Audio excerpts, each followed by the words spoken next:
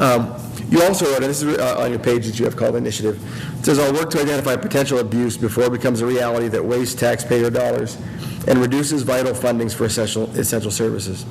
What areas of state government do you think are ripe for potential abuse, and what can be done to identify those? Well, I don't think there's any area of state government or anywhere in the private sector that is void of opportunity for, and not just abuse, but as we mentioned earlier, just the acceptance of the status quo and not questioning why systems are the way they are when they could be improved. So that's pretty much a blanket statement. But as I would focus on areas, certainly one of the areas I'd focus on is health and human services and Medicaid. I think it's an important area to focus on because right now it's 32% of our state budget. So there's great opportunity just in terms of raw numbers to have an impact there. But it's also estimated that about 7% fraud in the Medicaid system. And this is situations where we need to involve the public. And this is getting back to that involving the public's voice. But it's critical and the responsible thing for us as citizens to do to check our bills. Because some of the examples of egregious fraud that exist within the system are just unbelievable. Where somebody takes an ambulance ride from their home to one hospital, we call it Hospital A, and they're billed for that. On the same bill, they're charged for an MRI at Hospital B on the other side of town or in some other part of the state. So you have to ask yourself, how are they getting services at one and another at the same time? So there are plenty, and then of course there are the examples of things being charged and billed that were never performed or received. So I implore every citizen to take a look at those bills and to let the auditor's office know, let the Attorney General's office know when there are mistakes, because it's only through that effort that we're going to be able to crack down on this. But last question I have from what I read on your website.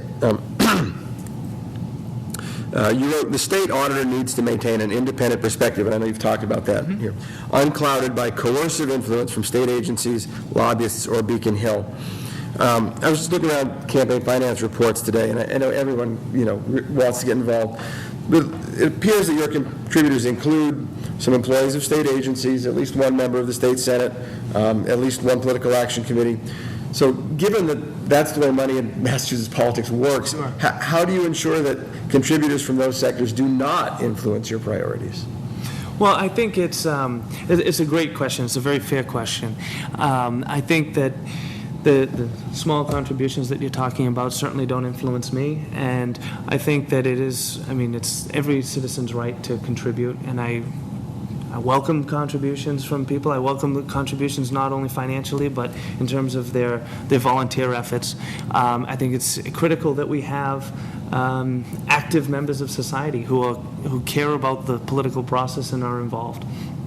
That having been said, I do think that there are, throughout history, there have been examples of undue influence on government at all levels of government.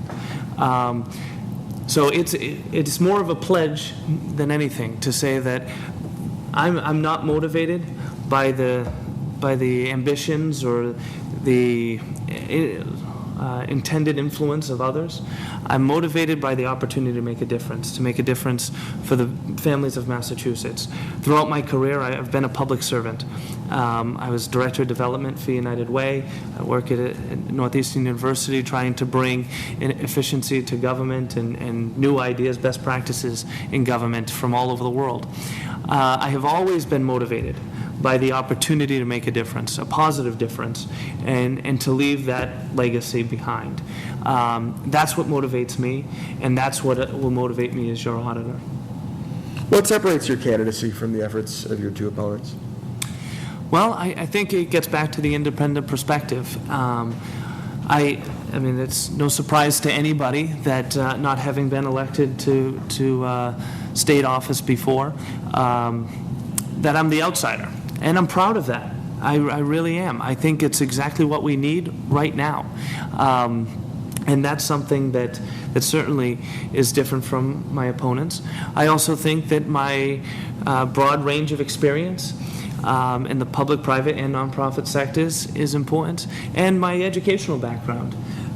Again, having 5 majors, all of which are relevant to the auditor's office, is an important foundation to be building off of. So I think there's good candidates, but we do have our differences.